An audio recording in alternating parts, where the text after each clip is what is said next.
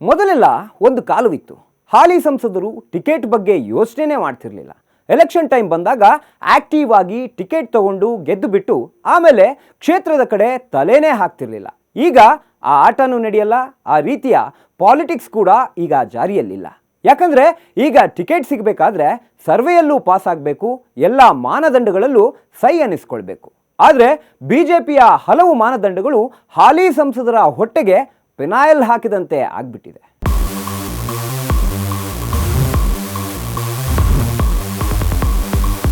ಲೋಕಸಭಾ ಚುನಾವಣೆಯ ಕಾವು ಹೇಗಿದೆ ಅಂದ್ರೆ ಬೇಸಿಗೆಯ ಬಿಸಿಲಿಗಿಂತ ದುಪ್ಪಟ್ಟಾಗಿದೆ. ಬಿಸಿಲಿನಿಂದ ರಕ್ಷಿಸಿಕೊಳ್ಳೋಕೆ ಮನೆಯಲ್ಲಿ ಫ್ಯಾನ್, ಎಸಿ ಏನೋ ಇದೆ. ಆದ್ರೆ ಟಿಕೆಟ್ ಮಿಸ್ ಆಗತ್ತೆ ಅಂತ ಆತಂಕದಲ್ಲಿರೋ ಸಂಸದರ ಟಿಕೆಟ್ ಬಿಸಿ ಬೇಗೆ ತಣಿಸಲು ಏನೇನೂ ಇಲ್ಲ.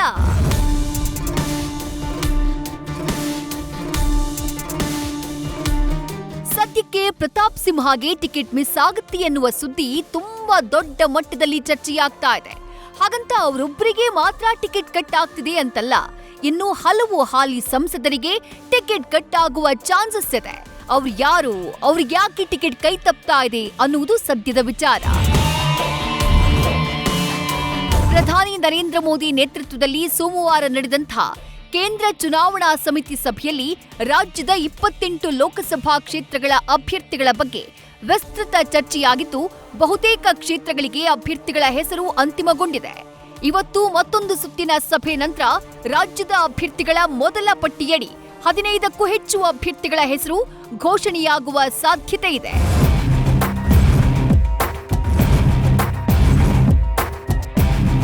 ಸಿಇಸಿ ಸಭೆಯಲ್ಲಿ ರಾಷ್ಟ್ರೀಯ ಅಧ್ಯಕ್ಷ ಜೆಪಿ ನಡ್ಡಾ, ಕೇಂದ್ರ ಗೃಹ ಸಚಿವ ಅಮಿತ್ ಶಾ, ರಾಷ್ಟ್ರೀಯ ಸಂಘಟನಾ ಪ್ರಧಾನ ಕಾರ್ಯದರ್ಶಿ ಬಿಎಲ್ ಸಂತೋಷ್, ಕೇಂದ್ರ ಸಚಿವ ಪ್ರಹ್ಲಾದ್ ಜೋಶಿ, ಸಂಸದೀಯ ಮಂಡಳಿ ಸದಸ್ಯ ಬಿಎಸ್ ಯಡಿಯೂರಪ್ಪ, ಮಾಜಿ ಸಿಎಂ ಬಸವರಾಜ ಬೊಮ್ಮಾಯಿ, ವಿಧಾನಸಭೆ ಪ್ರತಿಪಕ್ಷ ನಾಯಕ ಆರ್ ಅಶೋಕ್, ರಾಜ್ಯಾಧ್ಯಕ್ಷ ಬಿವೈ ವಿಜಯೇಂದ್ರ ಸೇರಿದಂತೆ ಹಲವು ನಾಯಕರು ಪಾಲ್ಗೊಂಡಿದ್ದರು.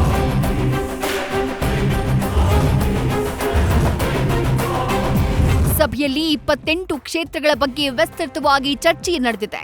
ವಿವಾದ, ಗೊಂದಲವಿಲ್ಲದ 22 ಕ್ಷೇತ್ರಗಳ ಅಭ್ಯರ್ಥಿಗಳು ಅಂತಿಮಗೊಂಡಂತಿದೆ ಅಂತ ಹೇಳಲಾಗ್ತಾ ಇದೆ. ವಿವಾದಿತ ಹಾಗೂ ತೀವ್ರ ಪೈಪೋಟಿ ಇರುವ ಆಯ್ದ ಕ್ಷೇತ್ರಗಳಿಗಷ್ಟೇ ಅಭ್ಯರ್ಥಿಗಳ ಆಯ್ಕೆ ಬಾಕಿ ಇದೆ. ಹಾಗಾಗಿ ಮೊದಲ ಪಟ್ಟಿ ಬಗ್ಗೆ ಕುತೂಹಲ ಮೂಡಿದೆ. ಆದರೆ ಹಲವು ಹಾಲಿ ಸಂಸದರಿಗೆ ಟಿಕೆಟ್ ಇಲ್ಲ ಅನ್ನುವ ಕಹಿ ಗ್ಯಾರಂಟಿ ಉಚಿತ, ಖಚಿತ, ನಿಶ್ಚಿತ. ನಮಗ್ ಸಿಕ್ಕಿರೋ ಮಾಹಿತಿ ಪ್ರಕಾರ ಕೆಲ ಸಂಸದರು ರಾಜಕೀಯ ನಿವೃತ್ತಿಯನ್ನ ಘೋಷಿಸುವುದಾಗಿ ಹೈಕಮಾಂಡ್ಗೆ ಹೇಳಿದ್ದಾರೆ ಎನ್ನಲಾಗಿದೆ. ಕೆಲವರು ಕಾರ್ಯಕರ್ತರಿಗೆ ಮೆಸೇಜ್ ಕೂಡ ತಲುಪಿಸಿದ್ದಾರೆ.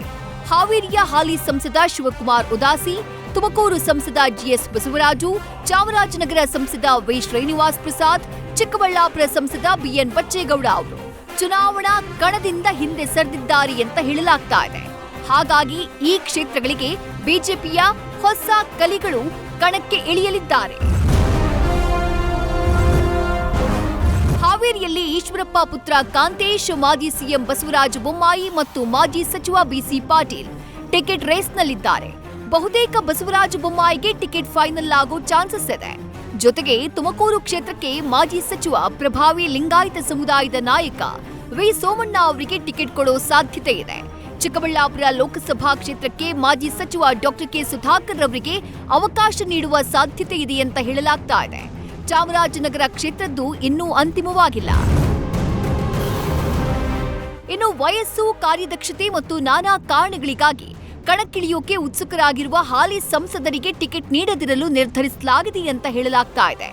ಈ ಪೈಕಿ ವಿಜಯಪುರದ ಹಾಲಿ ಸಂಸದರಾದ ರಮೇಶ್ ಜಿಗಜಿಣಗಿ, ದಾವಣಗೆರೆ ಹಾಲಿ ಸಂಸದ ಜಿಎಂ ಸಿದ್ದೇಶ್ವರ್, ಬಳ್ಳಾರಿ ಹಾಲಿ ಸಂಸದ ವೈ ದೇವೇಂದ್ರಪ್ಪ, ಉತ್ತರ ಕನ್ನಡ ಹಾಲಿ ಸಂಸದ ಅನಂತ್ ಕುಮಾರ್ ಹೆಗಡೆ ಟಿಕೆಟ್ ಪಡೆಯುವಂತಹ ಸಾಧ್ಯತೆ ಕ್ಷೀಣವಾಗಿದೆ ಅಂತ ಉನ್ನತ ಮೂಲಗಳಿಂದ ನ್ಯೂಸ್ ಫಸ್ಟ್ಗೆ ಮಾಹಿತಿ ಲಭ್ಯವಾಗಿದೆ.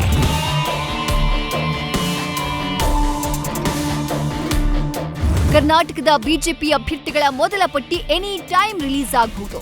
ಹೀಗಾಗಿ ಹಾಲಿ ಸಂಸದರಿಗಂತೂ ಆತಂಕ ಇದೆ.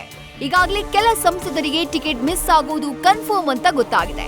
ಸದ್ಯ ಅವರೆಲ್ಲ ದಿಗ್ಭ್ರಾಂತರಾಗಿದ್ದಾರೆ.